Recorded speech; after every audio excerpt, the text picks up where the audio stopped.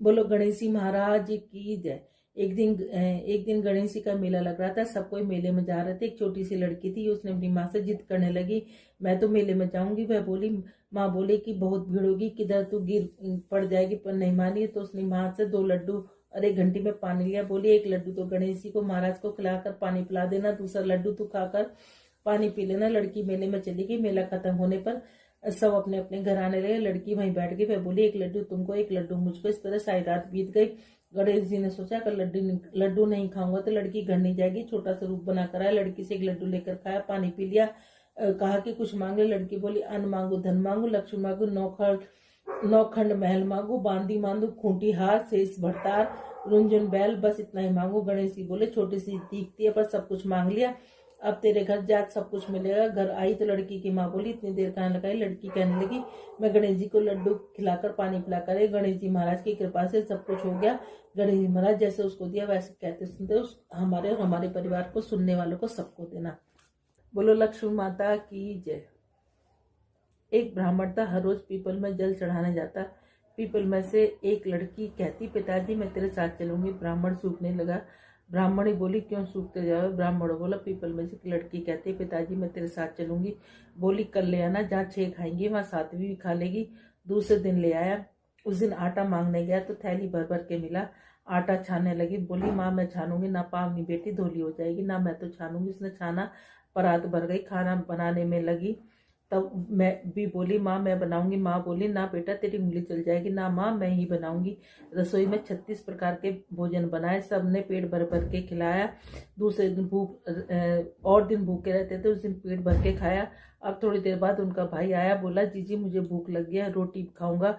बहन सोच में पड़ गई, सबने खा लिया, कहाँ से खिलाऊंगी। बेटी बोली, माँ क्या बात है, तेरा मामा है, रोटी खाएगा। रसोई में गया, 36 प्रकार के भोजन बनाए, लाकर मामा को जिमा दिया। जीजी ऐसा भोजन मैंने कभी ना खाया जैसा आज खाया। भाई तेरी पावनी भांजी आई, उसने बनाया था। मामा खाकर चला गया। शाम हुई और बोली, माँ चौकी पर दीवा जलाकर बैठा दो, मैं कोठी में सोऊंगी। ना बेटी तू डर जाएगी ना, मैं तो कोठे में ही सोऊंगी। कोठे में सो गई। आधी रात को उठी, चारों तरफ आँख फिराई, धनी धन हो गया, जाने लगी। बाहर बूढ़ा ब्राह्मण सो रहा था। बेटी तू कहाँ चली। माँ वह बोली, मैं तो लक्ष्मी माता हूँ, इसके घर 6 बेटी थी, दरिद्र दूर करने जा रही, तेरा ने करवाया तू भी करा ले। उसके घर में चारों तरफ आँख फिराई, धनी धन हो गया। सवेरे उठकर ढूंढने लगे, पावनी बेटी कहाँ गई। ब्राह्मण बोला, वह तो लक्ष्मी माता थी, तेरे साथ साथ मेरा भी दिल दर्द दूर करी है। लक्ष्मी माता जैसे उसके दिल दर्द दूर करे वैसे कहते सुनते सबके करना, और हमें और हमारे परिवार।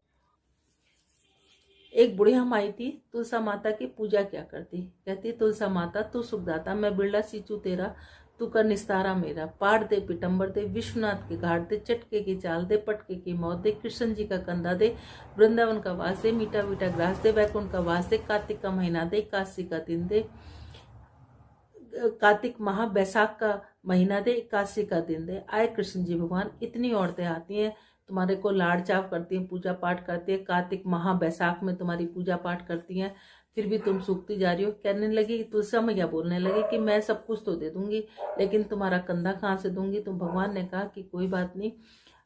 उन्होंने एक घंटी दे दी कि इसे बजा देना, मैं चलाऊंगा। एक दिन उसने सोचा, घंटी बजा के देखो तो सही, कहीं आते क्या नहीं आते कृष्ण जी भगवान। उन्होंने घंटी बजाई, आए कृष्ण जी भगवान, क्या बात है कि कुछ नहीं, कि कुछ तो बात है कि ऐसे ऐसे वो तुम्हारा कंधा मांगती है। कहने लगे कि ठीक है। अब एक दिन बुढ़िया माई तुलसा माता ने घंटी बजाई, सोचने लगी देखो कृष्ण जी भगवान आते कि नहीं आते। उन्होंने घंटी बजाई, कृष्ण जी भगवान आ गए। कहने लगी, क्या बुढ़िया माई मर गई कि नहीं, मैं तो इसलिए आया हूँ कि तुम आते कि नहीं आते, मैंने घंटी इसलिए बजाई थी। एक दिन बुढ़िया माई सचमुच में मर गई, किसी के उठाए से न उठती। सब कहने लगे सवेरे उठ कर, जिन क्या पाप घाट की माला फेरती थी जो इतनी भारी होगी, किसी के उठाए से न उठती। आए कृष्ण जी भगवान, देखो तो सही दुनिया में क्या डंडोल है कि एक बुढ़िया माई मरी पड़ी है। वो कहने लगे मैं भी देख लूँ। सबने कहा इतने बड़े बड़े योद्धाओं से तो उठे नहीं, तुम जैसे बालक से क्या उठेगी। एक कहने लगा इसे भी अपने मन की करने दे। कहने लगी कि अच्छा। वो जाके कहने लगे, कृष्ण जी भगवान ने उसके कान में कहा, बुढ़िया माई में आ गया। कहने लगी ऐसे नहीं, मोर मुकुट पीताम्बर पहने, हाथ में मुरली बजाते, सबके सामने दर्शन दो। उन्होंने मोर मुकुट पीताम्बर पहने, हाथ में मुरली बजाते, सबके सामने दर्शन दिए। जैसे तुलसा मैया, कृष्ण जी भगवान तुमने उनको दर्शन दिए, वैसे कहते सुनते हमारे और हमारे परिवार को सबको देना। था की जय। गंगा जमुना माई की जय। ठीक। एक बार गंगा जमुना किसान के खेत से जा रही थी। तो जमुना माई ने 12 दाने तोड़े। तो गंगा माई कहने लगी तूने तो 12 दाने तोड़े, तो ये तो चोरी का पछावन लग गया। वो कहने लगी कि कैसे उतरेगा, तू सेठ के यहाँ 12 वर्ष नौकरी कर ले। उसने सेठ के यहाँ 12 वर्ष नौकरी कर ली। अब उसने सेठ से जाके कहा कि मैं तेरे घर 12 वर्ष नौकरी करूंगी, लेकिन बर्तन नहीं मांजूंगी, झाड़ू नहीं लगाऊंगी, दिया नहीं चासूंगी। उसने कहा बहुत काम करने वाली है, जरा जो काम दिल करे वो काम कर ले। अब जमुना माई वहां रहकर काम करने लगी। 12 वर्ष बाद आया गंगा का नहान, गंगा का मेला लगा बड़ा। तो वहां जाके सेठ सेठानी गंगा नहाने जाने लगे। तो वो कहने लगे कि तुम भी चलो, कि नहीं, कि मैं नहीं जाऊंगी। कि उन्होंने कहा कि मेरा ये सोने का टका मेरी बहन गंगा को दे देना। अब किसान वहां जाके नहाए धोए और जाके उन्होंने आवाज लगाई, हे गंगा माई तेरी बहन जमुना ने सोने का टका दिया, गोरी गोरी भैया हरी हरी चूड़ियां पहने, 2 हाथ निकले। उन्होंने कहा उसका कहना 12 वर्ष पूरे हो गए। उन्होंने जाकर कहा कि ये 12 वर्ष पूरे हो गए। तो कहने लगे कि ठीक है। अब उसने आके कहा गंगा जी से आके सेठ सेठानी ने कहा कि तुम्हारे 12 वर्ष पूरे हो गए। वो सहज धारा भर के बह निकली। सेठ सेठानी बड़ा दुख मनाने लगे, औंधे पड़ गए कि हमसे तो बड़ा दोष लग गया हमें तो, क्योंकि हमने जमुना माई से काम कराया। अब गंगा माई ने पूछा कि तूने कुछ कह के आई है, धीरज बंधा के आई? न मैं उन्हें कुछ कह के आई, न धीरज बंधा के आई। जाओ उन्हें कह के आना, धीरज बंधाना, कहना तुम्हारा कोई दोष नहीं है, 7 जन्म 7 पीढ़ी तुम्हारे घर में अन्नपूर्णा लक्ष्मी सरस्वती का वास होगा। जैसे गंगा जमुना मैया तुमने उनको दिया, वैसे कहते सुनते हमें और हमारे परिवार को सबको देना। बोलो गंगा माई की। बादवार महाराज की जय, बुद्ध देवता की जय। बुधवार के दिन एक साहूकार का लड़का अपनी बहू लेने जा रहा था। माँ ने बहुत मना किया, लेकिन वह नहीं माना। ससुराल में पहुंचा, मैं तो आज ही लेकर जाऊंगा। उसकी सास बोली मैं तो बुधवार को नहीं भेजूंगी। वह नहीं माना, बुधवार को विदा करा कर ले आया। रास्ते में बहू को प्यास लगी, बोली मैं तो पानी पीऊंगी। वह पानी पीने चला गया। बुधवार ने उसका रूप धरकर पानी ले आया। बहू ने पानी पी लिया। बहू पास में बैठ गई। वह पानी लेकर आया। तू कौन है? मैं तेरी बहू। तो मैं बुध हूँ, मैं तेरी बहू। तो बहू बोली मेरा पति तो यही है। अब पंचायत होगी। सारी बातें सुनकर पंच बोले तुम्हारा पति कौन? बुध का हाथ पकड़कर कहा ये मेरे पति हैं। उसका पति रोने लगा। पंच ने करवा मंगवाया, कहा कि जो मच्छर बनकर करवे के मुंह में निकल जाएगा उसका पति रहेगा। मच्छर बनकर करवे के मुंह में घुस। बुधवार बुध देवता मच्छर बनकर करवे के मुंह में घुस गए, करवा बंद कर दिया। पंच बोले तुमने बुध नहीं माना, इसलिए बुध ने ही नाटक दिखाया। उन्हें सारे नगर में ढिंडोरा पिटवा दिया। बुधवार को बहन के घर के भाई, सासरे के घर जवाई ना जावे। जैसे बुध ने उसे नाटक दिखाया, वैसे किसी को ना दिखाया। बोलो बुध। हेलो, राधे राधे सखियों। ये बड़ा पावन महीना शुरू होने वाला है 27 तारीख से, मंगलवार से, जिसको बैसाख महीना, जैसे कार्तिक का महीना होता है, माह का महीना होता है, ऐसे विष्णु भगवान लक्ष्मी माता का बैसाख का महीना होता है। इस महीने में भी स्नान, दान, जप, तप, जोत, बत्तियाँ, उसका बड़ा महत्व होता है। तो बैसाख की कहानियाँ होती हैं। आप मेरे चैनल पे हर रोज़ बैसाख की कहानी, महात्म और आरती सब कुछ आपको मिल जाएगा। बैसाख की एक कहानी, इसमें एक बंदरिया की कहानी का बड़ा महत्व है। कहते चाहे तुम बैसाख नहाओ चाहे ना नहाओ, लेकिन बंदरिया वाली कहानी सुबह सुनने से ही उसका बहुत आपको लाभ मिलेगा। एक राजा था, वो बैसाख नहाया करता था। उसने पूरे अपने नगर में सबको कहलवा दिया कि कोई भी मेरे नहाने से पहले गंगा जी में स्नान नहीं करेगा।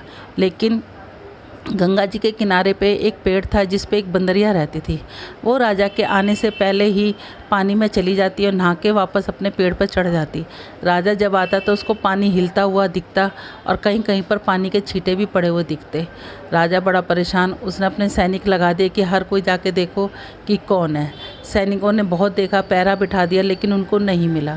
जब बैसाख का महीना ख़त्म होने वाला था तो एक दिन एक सैनिक को दिखाई दिया कि कोई एक बंदरिया आती है, पेड़ के ऊपर से उतर के आती है और नहा के फिर वापस ही पेड़ पर चढ़ जाती है। वो उस बंदरिया को पकड़ के राजा के पास ले आया। राजा के पास लाने के बाद उसने कहा कि महाराज, ये बंदरिया आपके नहाने से पहले नहा लेती है। राजा ने प्रण ले रखा था कि कोई भी स्त्री जाति होगी तो अगर वो बैसाख मेरे से पहले नहा रही होगी तो मैं उससे शादी कर लूँगा। राजा ने अपने प्रण के अनुसार उस बंदरिया से शादी कर ली। बंदरिया से शादी कर ली। बैसाख नहाने के महत्व के कारण वो बंदरिया पेट से रह गई। अब वो राजा से कहने लगी कि 9 महीने बाद जब मेरे बच्चा होगा तो मैं क्या करूँगी। क्योंकि राजा के कोई संतान नहीं थी। राजा की और 2 रानियाँ थीं, वो निसंतान थीं। तो राजा ने कहा कि मैं तुम्हारे महल से और अपने वहाँ तक राज दरबार तक एक घंटी बंधवा देता हूँ, और जब वो घंटी तुम्हारे दर्द होने शुरू हुए हैं, तुम्हारे बच्चा होना शुरू है, तो वो घंटी बजा देना। कहने लगी ठीक है। महल में रानियों ने देखा तो कहने लगी कि बंदरिया से पूछा कि ये घंटी कैसी है, कि ये घंटी राजा जी ने बंधवाई है कि इसलिए कि जो ना जब मेरे बच्चा होगा तो राजा जी आके मतलब आ जाएंगे। अब वो रानियों ने कहा एक बार बजा के देखो तो सही कि राजा जी आते कि नहीं आते। उन्होंने कहा ठीक है। रानी ने वो घंटी बजा दी। अब वो बजा दी तो राजा आ गए कि क्या हुआ। कहने लगी मैंने तो बजा के इसलिए देखी थी कि आप आते हो कि नहीं आते। अब जब उसके दर्द होने लगे तो उसने घंटी बजाई तो रानियों ने बीच में रोक लिया कि वो तो जानवर है, उसने ऐसी बजा दी होगी। राजा वापस चला गया। अब वो रानियों से पूछने लगी कि अब मेरे को दर्द हो रहा है, मैं क्या करूं। कहने लगी अपनी आंखों पे पट्टी बांध लो और अपना सिर ओखली में दे दो। उन्होंने ऐसे ही किया। रानी बैसाख के नहाने के कारण उसको बड़ा सुंदर एक बालक लड़का पैदा हुआ। अब रानियों ने क्या करा कि वहाँ पर एक मांस के लोथड़े को घी उसके खून से लपेट के रख दिया और लड़के को ले जाकर अपनी दासी को कहा कि इसको जाके नदी के जल में प्रवाहित कर दो। अब राजा आया तो उसने कहा कि क्या हुआ। कहने लगी कुछ नहीं हुआ, बंदरिया ने एक मांस का लोथड़ा पैदा किया है। राजा कहने लगा कि जब मेरी रानियों के नहीं हुआ तो बंदरिया के कहाँ से होगा। उधर जो दासी थी वो उसको फेंकने के लिए गई, लेकिन वो बालक इतना सुंदर था कि उससे फेंका नहीं गया। वहाँ पर कोई कुम्हार मिट्टी खोद रखी थी, उसके वहाँ पर रखा ही। कुम्हार कुम्हारी आई, उनके कोई वो भी नहीं संतान थी। उस बालक को देख कर उसका लालन पालन करने लगी। लेकिन बैसाख के महीने और विष्णु भगवान की कृपा से उसको अपना सब कुछ याद था कि मैं एक बंदरिया के पैदा हुआ। उसको थोड़ा थोड़ा स्मरण अपने आप ही सपने में आने लग गया था। एक बार उसने अपनी माँ से कहा कि माँ मेरे को भी हाथी घोड़े बना दो। कहने लगी ठीक है। उसने हाथी घोड़े बना के और वो पनघट पर जाकर बैठ गया जहाँ पर रानी की दासियाँ पानी भरने आती थी। कहते थे मेरे मिट्टी के हाथी घोड़े पानी पी लो। और रानी की दासियाँ हंसने लगी, कहने लगे कहीं मिट्टी के हाथी घोड़े भी पानी पीते हैं। अब उसने कहा कि कहीं बंदरिया भी मांस का लोथड़ा देती हैं। तो अब वो समझ गई। उन्होंने रानी से जाके कहा। रानी ने उनके लिए उसके लड्डू बनवाए, जहर के लड्डू बनवाए। लेकिन विष्णु भगवान की कृपा से वो जहर के लड्डू उसके गोंदगिरी के लड्डू बन गए। अब वो कहने लगा कि माँ मुझे 108 घड़े बना के दे दो और 108 गोलियाँ दे दो। उन्होंने उसको 108 घड़े बना के दिए, 108 गोलियाँ दी। अब वो उनको ले जाके वहाँ बैठ गया और वहाँ पर गणगौर पूजने के लिए कुछ लड़कियाँ मिट्टी लेने के लिए आईं। बहुत तेज़ धूप हो रही थी तो उसकी वजह से उन्हें प्यास लगी। उन्होंने कहा हमें पानी पिला दो।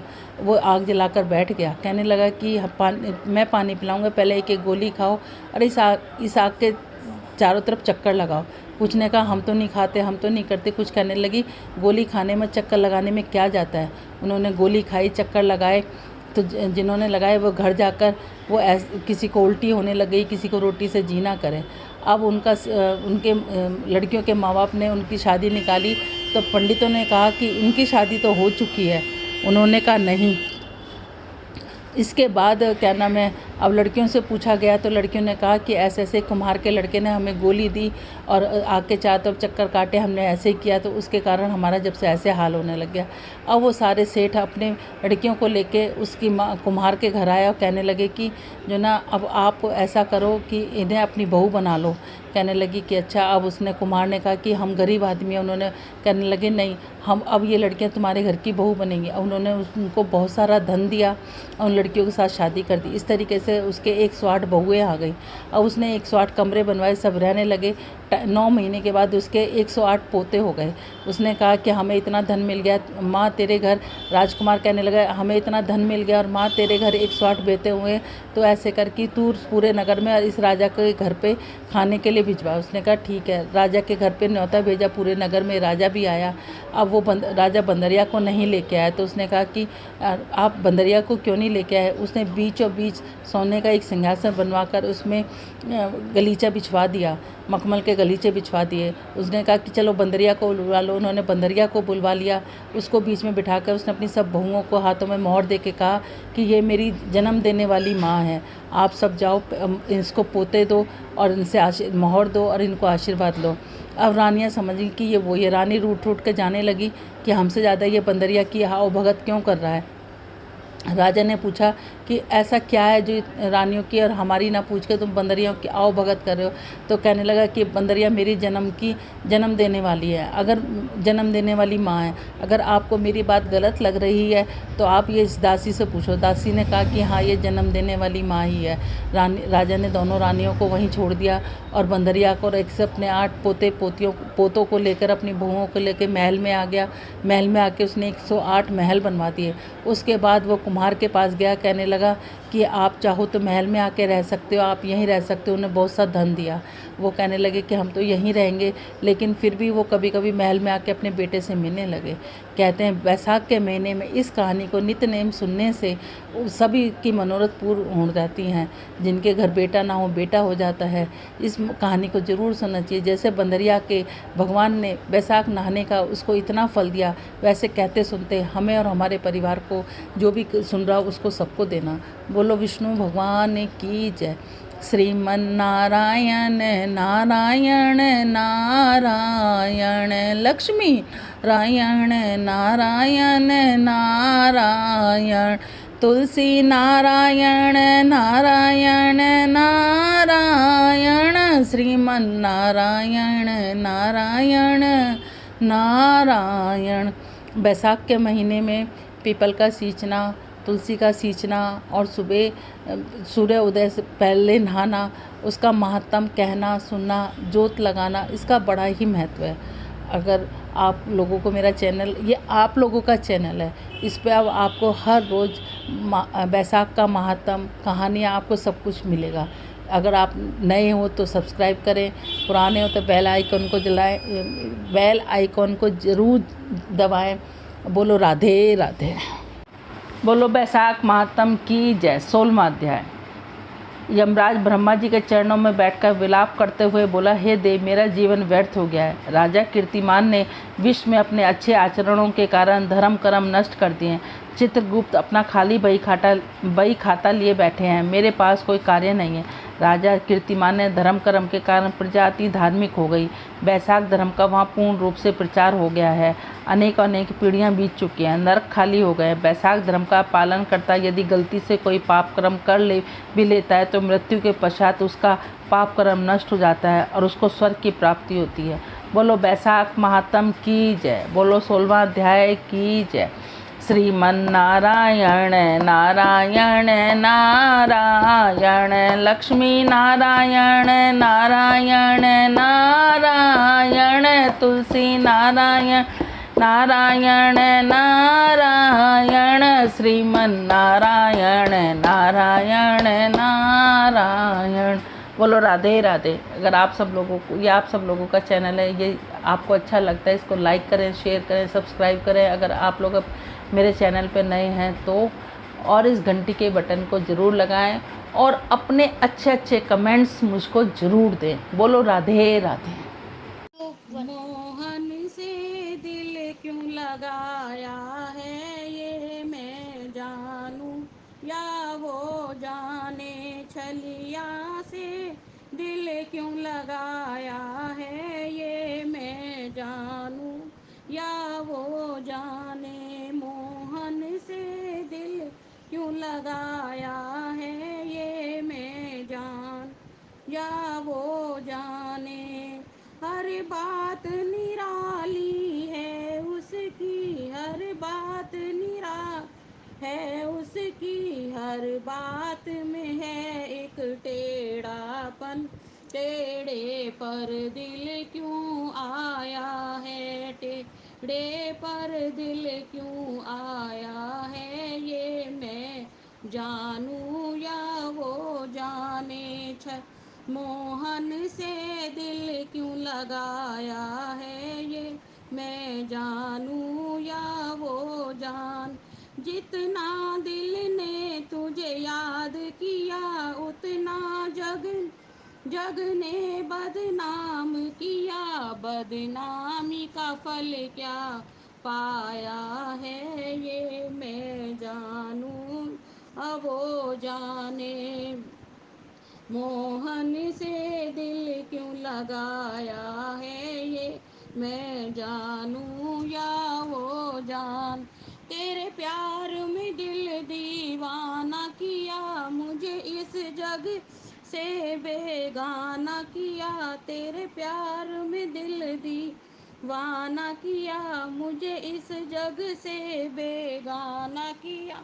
मैंने क्या खोया क्या पाया है, ये मैं जानूं या वो जान, मोहन से दिल क्यों लगाया है, ये मैं जानूं या वो जान। मिलता ही है वो मिलता ही नहीं, नजरों से मेरी हटता ही नहीं, मिलता ही है वो मिलता ही नहीं, नजरों से मेरी हटता ही नहीं, ये कैसा जादू चलाया है, ये मैं जानूं या वो जाने, ये कैसा जादू चलाया है, ये मैं जानूं या वो जान, मोहन से दिल क्यों लगाया है, ये मैं जानूं या वो जान, छलिया से दिल क्यों लगाया, ये मैं जानूं या वो जाने।